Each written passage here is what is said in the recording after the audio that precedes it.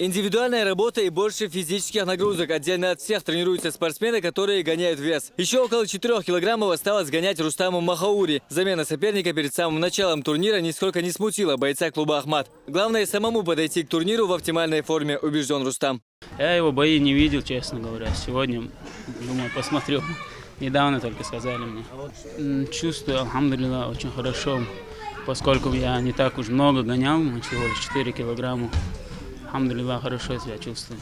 К турниру «Грозная битва-11» от чеченского клуба готовятся 13 бойцов. Почти все они совсем недавно были дебютантами. Никто не имеет больше 5 профессиональных поединков. В соперниках у них также молодые бойцы из России и стран ближнего зарубежья. Тренировки ребят в преддверии важного турнира посетил и президент клуба Абузейд Висмурадов.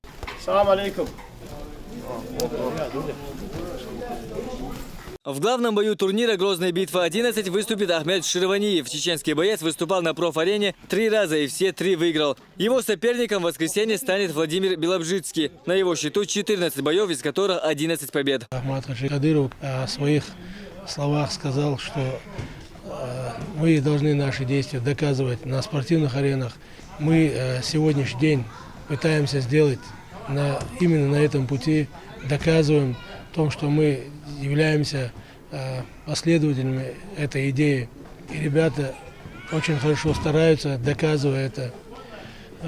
И команда в целом готова к турниру. «Грозная битва-11» пройдет 29 ноября. Ожидается, что спортхолл «Колизей» примет огромное количество гостей, среди которых будут и известные спортсмены. Хамзат Аюбов, Булат Баканаев, Зелим Закаев. Новости.